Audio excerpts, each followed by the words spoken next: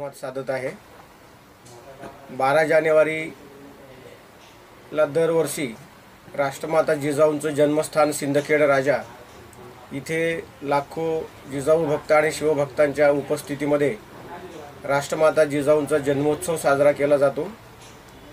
या जन्मोत्सवाचं वैशिष्ट्य म्हणजे या जन्मोत्सवाच्या समारंभातून बहुसंख्य बहुजन कष्टकरी शेतकरी भारतभरातील लोक या ठिकाणी येतात आणि शिवराय शाहू फुले आंबेडकर जिजाऊ या पुरोगामी विचाराचा वारसा जपण्याचं आव्हान सातत्याने या विचारपीठावरून केलं जातं।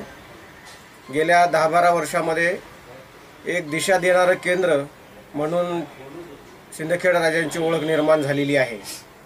सिंदखेड राजाला हा जो जिजाऊ जन्मोत्सव होतो त्या संदर्भामध्ये हा उत्सव साजरा करत असताना ज्या जिजाऊ मासाहेबांच्या नावाने हा उत्सव होतो हा कधी सुरू झाला आणि आपल्याला तिथं काय येणं आवश्यक आहे त्या संदर्भात आपल्याला थोडीशी जिजाऊ मासाहेबांची आणि सिंदखेड राजाची माहिती घेणं आवश्यक आहे। कदाचित आपल्याला माहिती नसेल, राजमाता जिजाऊ ह्या छत्रपती शिवाजी महाराजांच्या मातोश्री एवढीच माहिती आपल्याला इतिहासामध्ये होती, परंतु जिजाऊंचं जे कार्यकर्तृत्व आहे खऱ्या अर्थानं त्यांनी 2 छत्रपती शिवाजी महाराज संभाजी महाराज या दोनही छत्रपतींना घडवलं।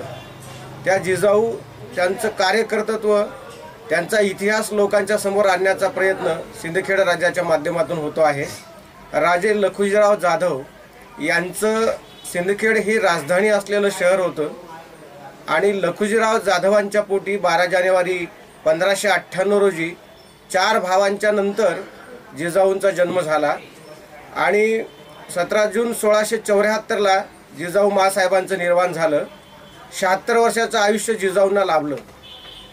जिजाऊंच्या बद्दल शिवाजी महाराजांचा इतिहास एका अर्थाने विकृत केलेला असल्यामुळे जिजाऊंचं चरित्र सविस्तर लोकांच्या पुढे आलं नाही, परंतु मराठा सेवा संघाच्या आणि बहुजन विचारवंतांच्या अनेक फलश्रुती आणि प्रयत्नातून आज खऱ्या अर्थानं जिजाऊ एक खऱ्या लोकमाता होत्या ही परंपरा आणि प्रतिमा लोकांच्या समोर आज आलेली आहे। जिजाऊ ह्या काय होत्या तर सिंदखेड राजा येथे जिजाऊंचा जन्म झाला। राजमाता जिजाऊ यांचं जे कार्यकर्तृत्व आहे की त्या बहुभाषिक होत्या, बहुज्ञानी होत्या, युद्धकलेमध्ये निपुण होत्या। त्या काळामध्ये लखुजीराव जाधवांनी आपल्या मुलीला सर्व कला युद्ध विद्या यामध्ये ज्ञानसंपन्न बनवलेलं होतं आणि शहाजीराजांबरोबर त्यांचा विवाह घडून आला। विदर्भाच्या जिजाऊ मराठवाड्याच्या शहाजीराजे यांच्याशी विवाहित झाल्या आणि पश्चिम महाराष्ट्रात पुण्यात येऊन त्यांनी स्वतःचं स्वराज्य निर्माण केलं। शहाजी महाराजांनी बेंगलोरला स्वराज्य निर्माण केलं। जिजाऊंनी शिवाजीराजांना 12 वर्षाच्या शिवाजीराजांना पुण्यात आणून इथे स्वतंत्र रयतेचं राज्य निर्माण केलं। सर्व प्रकारचं ह्या रयतेच्या राज्य निर्मितीमध्ये छत्रपती शिवाजीराजांना प्रेरणा देणाऱ्या सर्वस्वी गुरु मार्गदर्शक तत्ववेत्या आधारस्तंभ जर कोण असतील तर त्या राजमाता जिजाऊ आहेत। परंतु दुर्दैवाने ह्या सिंदखेड राजा जन्मस्थळाचा विकास करण्याचं कुणालाही सुचलं नाही। मराठा सेवा संघाने 1993 पासून हा जिजाऊ जन्मोत्सव सिंदखेड राजा येथे साजरा करायला सुरुवात केला। लखुजीराजे जाधवांचा जो राजवाडा आहे तो पुरातत्व खात्याच्या अधिपत्याखाली येत होता। लखुजीराव जाधवांची समाधी, पुतळा बारव, विविध प्रेक्षणीय ऐतिहासिक स्थळ हे सिंदखेड राजाचं वैशिष्ट्य आहे। ज्या वाड्यामध्ये जिजाऊंचा जन्म झाला तोच वाडा कायम दुर्लक्षित होता आणि सर्वात विचित्र गोष्ट म्हणजे जिजाऊ मासाहेबांचं चित्र सुद्धा आपल्या देशामध्ये उपलब्ध नव्हतं। खेडेकर साहेबांनी, पुरुषोत्तम खेडेकर हे जे मराठा सेवा संघाचे संस्थापक आहेत, त्यांनी निर्धार केला की आपण जिजाऊंचं चित्र हे लोकांच्या समोर आणलं पाहिजे। जिजाऊ ह्या केवळ शिवाजी महाराजांच्या मातोश्रीच नव्हे तर निवृत्तीपासून सिंधू संस्कृतीच्या महाराणीपासून चालत आलेली जी मात्र परंपरा या देशातली संस्कृती आहे त्याचं एक सर्वोच्च प्रतीक म्हणून जिजाऊंना आपण प्रेझेंट करायला पाहिजे अशी भूमिका मराठा सेवा संघाने घेतली आणि जिजाऊचं चित्र तयार करण्यासाठी अहोरात्र प्रयत्न केले। त्या माध्यमातून मग जिजाऊंचं चित्रण कशात आलेलं आहे तर शिवभारत नावाचा समकालीन ग्रंथ आहे, परमानंदाने तो लिहिलेला आहे। शहाजीराजांचा तो आश्रित संस्कृत पंडित होता। परनाल पर्वत ग्रहण आख्यान नावाचं जयराम पिंडेने लिहिलेला एक समकालीन ग्रंथ आहे आणि दुसरी सर्वात महत्त्वाची गोष्ट म्हणजे शाहीर अज्ञानदास आणि शाहीर तुळशीदास या 2 समकालीन शाहिरांनी, एकाने अफजल खानाच्या वधावर आणि एकाने त्या ठिकाणी वीरबाजी तानाजी मालुसरेवर हे पोवाडे या दोघांनी लिहिलेले आहेत। त्या समकालीन पोवाड्यामध्ये जिजाऊंचं चित्रण एवढ्या प्रभावीपणे आलेलं आहे। ह्या सर्व ऐतिहासिक साधनांचा विचार करून एक चित्र मराठा सेवा संघाने तयार केलं आणि त्याला अधिमान्यता 1995 साली मिळाली, ते मंत्रालयात लावलं गेलं आणि आज जिजाऊंचं चित्र हे जगभर गेलेलं आहे। आणि जिजाऊंचं हे जे कार्यकर्तृत्व आहे त्या कार्यकर्तृत्वाला धरून सिंदखेड राजा परिसराचा विकास जिजाऊ सृष्टीच्या माध्यमातून करण्याचा प्रकल्प मराठा सेवा संघाने आयोजित केलेला आहे। दरवर्षी 12 ते 15 लोक जगभरातून, भारतातून, विविध प्रदेशातून सर्व जिजाऊ भक्त, शिवाजीचे मावळे त्या ठिकाणी, शिवरायांचे मावळे येतात आणि एक विचाराची शिदोरी त्या ठिकाणी सर्व लोक एकमेकांमध्ये वाटून घेतात। शिवराय शाहू फुले आंबेडकर ही परिवर्तनवादी विचाराची किमान 2 कोटी रुपयाची पुस्तकं, त्याची विक्री आणि उलाढाल सिंदखेड राजाला होत असते आणि खेडेकर साहेबांच्या भाषणातून एक चांगला मेसेज, वर्षभरासाठी एक ऊर्जा या स्थानाहून लोकांना मिळत असते। एक परिवर्तनाचं केंद्र म्हणून आज जिजाऊ सृष्टी नावारूपाला आलेली आहे। जिजाऊंचं जे काही खरं जीवनचरित्र आहे ते खऱ्या अर्थानं लोकांच्या पुढे आणावं लागेल। या निमित्ताने मासा कन्नमवार हे जे महाराष्ट्राचे मुख्यमंत्री होते, दिवंगत मुख्यमंत्री, त्यांच्याबद्दल आपण कृतज्ञता व्यक्त करायला पाहिजे।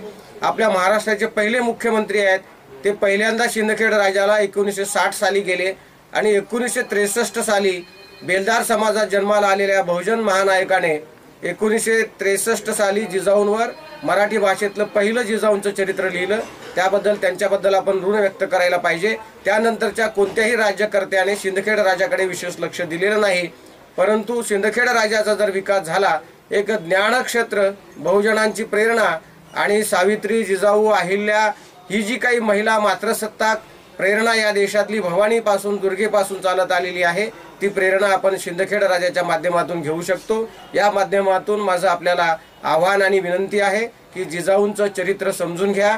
प्रत्येक घरामध्ये जिजाऊंचं पूजन झालं पाहिजे, जिजाऊची वंदना झाली पाहिजे आणि जिजाऊ चरित्र जर आपण महिलांनी समजून घेतलं तर खऱ्या अर्थाने या देशातून अंधश्रद्धा, कर्मकांड नेस्तनाबूत होतील आणि घराघरामध्ये शिवरायांच्या विचाराची मुलं तयार होतील। त्यासाठी जिजाऊला वंदन करणं अभिप्रेत आहे। आपण सर्वांनी 12 जानेवारीला सिंदखेड राजाला यावं असं आव्हान।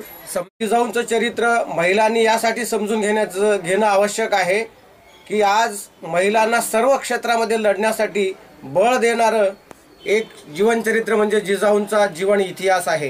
राजमाता जिजाऊंनी कसल्याही संकटाला न डगमगता त्या काळामध्ये आपला पुत्र शिवाजीच्या पाठीशी खंबीरपणे उभ्या राहिल्या। पन्हाळ्याच्या वेढ्यामध्ये छत्रपती शिवाजी महाराज जेव्हा अडकले होते तेव्हा स्वतः शिरस्त्राण आणि वस्त्र अस्त्र धारण करून घोड्यावर बसून 62 वर्षाच्या जिजाऊ सिद्धी जोहरबरोबर लढण्यासाठी बाहेर पडल्या, हाही इतिहास आहे। शिवाजी महाराज जेव्हा आग्र्याच्या कैदेमध्ये अडकले, 6 महिने छत्रपती शिवाजी महाराजांचं निर्वाण झालं अशी अफवा उठली, परंतु एकही स्वराज्यातला मावळा फितूर झाला नाही आणि प्रशासनाची वीट सुद्धा जिजाऊ मासाहेबांनी हलू दिली नाही। हे जिजाऊंचं एक वेगळं कार्यकर्तृत्व होतं।